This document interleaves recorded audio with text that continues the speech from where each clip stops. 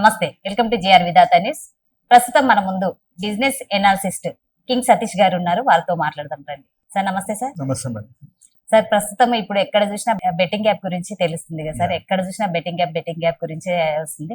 అయితే local boy Nani ఉన్నాడు కదా సార్, ఆ అబ్బాయిని అరెస్ట్ చేసిరు. ఆ అబ్బాయి చేసిన తప్పేంటి సార్ అసలు? యాక్చువల్లీ మనం ఫస్ట్ ఆ అబ్బాయి గురించి మాట్లాడే కంటే ముందు మనం బెట్టింగ్ యాప్స్ గురించి చెప్పుకోవాలి. యాక్చువల్లీ బెట్టింగ్ యాప్స్ అనేది ఇప్పుడు ఏదో చిన్న యాప్ కాదండి, చిన్న క్రైమ్ కదా, అదొక మాఫియా లాగా తయారైపోతుంది. సో ముందు ఇదే కంటిన్యూ అయితే అసలు మన ఆంధ్రప్రదేశ్ లో, తెలంగాణలో, టోటల్ ఇండియాలోనే యువత అనేవాడే ఉండడు. ప్రతి ఒక్కళ్ళు కూడా బెట్టింగ్ కి అలవాటు పడిపోయి అదొక వ్యాసనలా తయారై జీవితాలే నాశనం అయిపోతున్నాయి. సో ఎంతో మంది, సో మెనీ పీపుల్స్ సూసైడ్ చేసుకుంటున్నారు. సో ఇదంతా కూడా నేను మీకు ఎక్స్ప్లెయిన్ చేస్తాను. సో మీరు అడిగిన క్వశ్చన్ కి ఆన్సర్ ఏంటంటే, నానిని ఎందుకు అరెస్ట్ చేశారని అడుగుతున్నారు. సో నాని యాక్చువల్ గా ఒక ఫిషర్మెన్ మేడం. వైజాగ్ లో చేపలు పట్టుకుని ఒక కులవృత్తి చేసుకునేవాడు. తనకి సోషల్ మీడియా ద్వారా సో మెనీ లక్షల్లో ఫాలోవర్స్ వచ్చారు.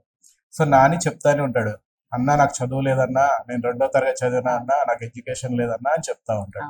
మరి ఎడ్యుకేషన్ లేని వాడికి, ఒక ఫిషర్ మ్యాన్ కి ఇప్పుడు దాదాపు 2 కార్లు ఉన్నాయి మేడం, 3 ఐఫోన్లు ఉన్నాయి, ఒక బంగ్లా కట్టాడు.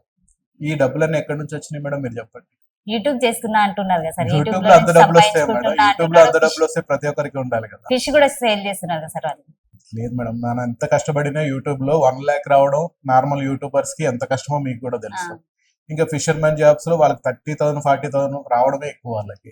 సో ఇదంతా కూడా నాని బెట్టింగ్ యాప్స్ ప్రమోట్ చేయడం వల్ల వచ్చిన డబ్బు. నేను ఫిష్ గురించి, ఫిష్ పట్టే అంటే ఆయన పడవలో వెళ్ళడం కానీ అవన్నీ వీడియో తీసి పెడుతుంటాడు కదా సార్. మేము ఎంత కష్టపడతాము, ఎట్లా సంపాదించుకుంటాము, మా ఫ్యామిలీ గడవడానికి ఎంత కష్టంగా ఉంటుంది అనేది కూడా ఆయన చూపిస్తున్నారు కదా సార్.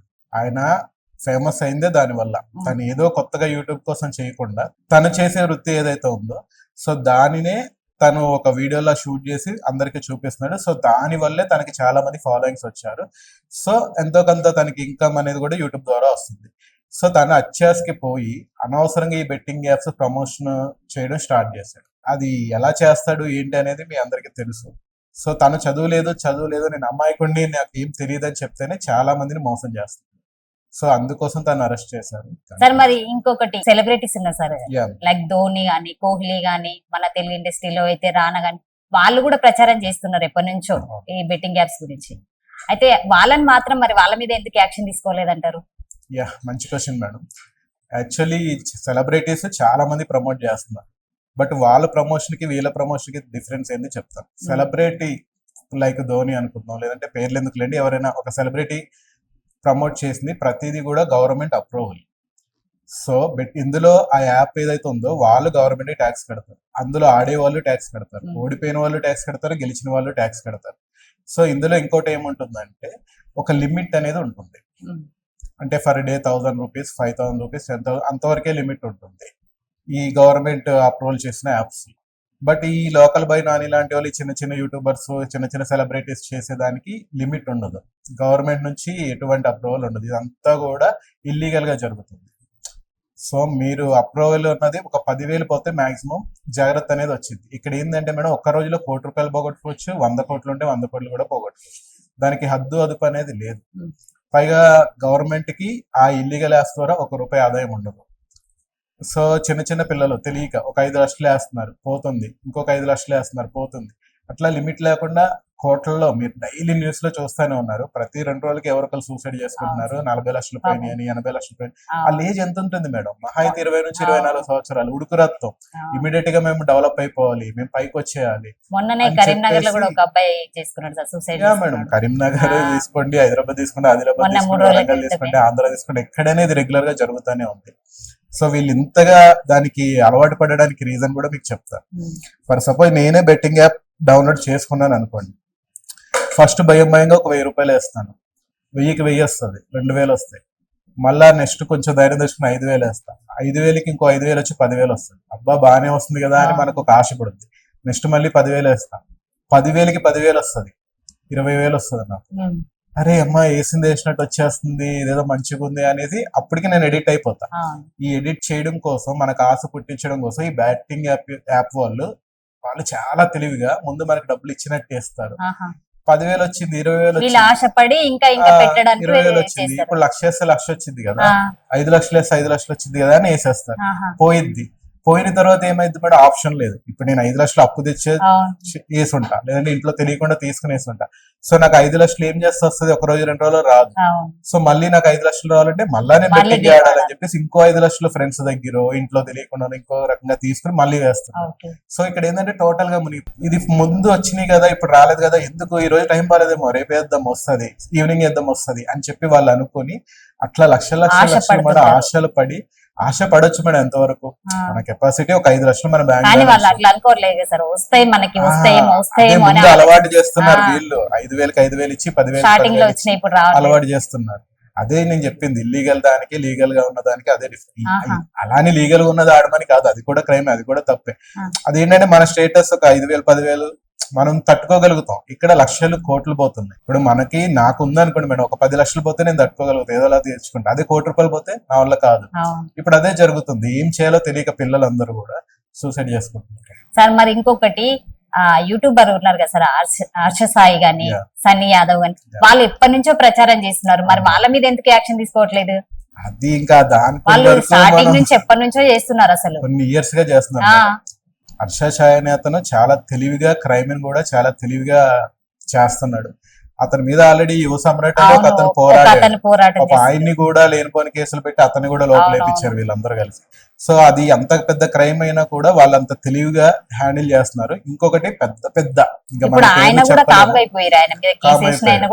కామ్ అయిపోయాడు, లేదంటే హర్షసాయి ఆయన కూడా ఏమో సెటిల్మెంట్ చేసుకున్నారు. ఇట్లా అదంతా మనకి నిజం తెలీదు, బట్ స్ప్రెడ్ అవుతుంది. సో హర్షసాయి చేతిలో పెద్ద పెద్ద క్యాండిడేట్స్, ఐ మీన్ మినిస్టర్స్ కానీ పోలీస్ డిపార్ట్మెంట్ లో పెద్ద పెద్ద వాళ్ళు ఉన్నారని అది ఒక రూమర్. సో వాళ్ళందరినీ అడ్డు పెట్టుకుని ఇతను నడిపిస్తున్నాడు. బట్ ఏదో ఒక రోజు ఖచ్చితంగా బయటపడుతుంది, ఖచ్చితంగా తను కూడా అరెస్ట్ అవుతాడు. అలాగే ఇప్పుడు సజ్జనార్ గారు పర్సనల్ గా తీసుకోవడం వల్లే లోకల్ బాయ్ నాని అరెస్ట్ అయ్యాడు. ఇప్పుడు సజ్జనార్ గారు ఈ సన్నీ యాదవ్ అని ఇంకొక అతను ఉంటాడు, తెలుగు ట్రావెలర్, బైక్ మీద ట్రావెల్ చేస్తూ ఉంటాడు. సో తనని కూడా అరెస్ట్ చేయమని చెప్పి నోటీస్ ఇచ్చారు. తన కోసం పోలీసులు సెర్చ్ చేస్తున్నారు. సో త్వరలోనే తను కూడా అరెస్ట్ కాబోతున్నాడు. ఇక మీదటైతే అంటే ఎవరు కంప్లైంట్ ఇవ్వకపోయినా సరే పోలీస్ డిపార్ట్మెంటే వాళ్ళందరి వాళ్ళ సొంతంగా ఇలాంటి అన్ని ఆపాలని చెప్పేసి వాళ్ళు ప్రయత్నిస్తున్నారు మేడం. ఇది తగ్గించాలి, దీన్ని అరికట్టాలని చెప్పేసి వాళ్ళు చాలా కష్టపడుతున్నారు. సో ఆ విషయంలో మనం పోలీస్ డిపార్ట్మెంట్ అప్రిషియేట్ చేయాలి.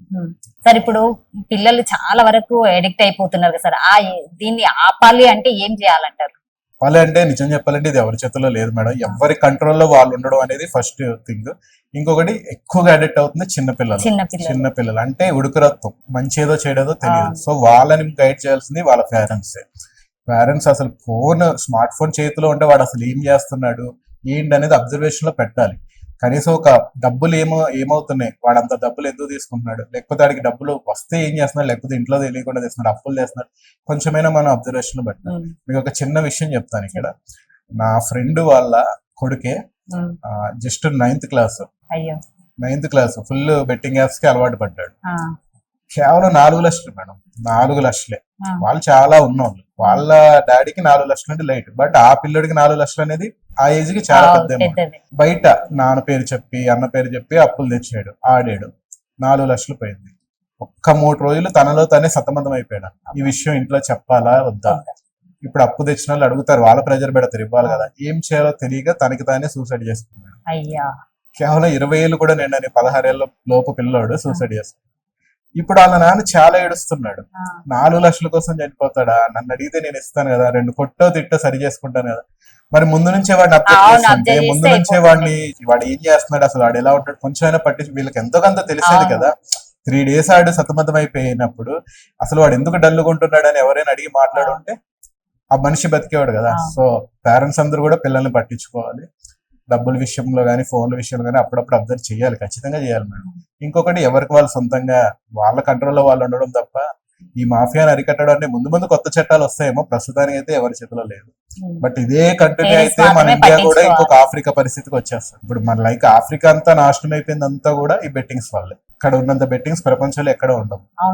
సో వాళ్ళు బెట్టింగ్స్ ఆడి అన్ని పోయి ఇప్పుడు ఆఫ్రికా అంటేనే దొంగతనాల దేశం. మీకు తెలుసు, ఇక్కడ ఒక మనిషి ఫ్రీగా ఎక్కడ తిరగలేడు.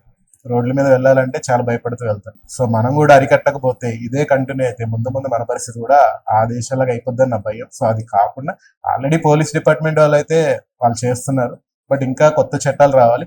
అసలు గవర్నమెంట్ అప్రూవ్డ్ కానీ నార్మల్ కానీ ఏదైనా సరే అసలు బెట్టింగ్ యాప్ అనేది ఉండొద్దు. ఇది ఒకటి ఉంది మేడం, టెలిగ్రామ్ అని.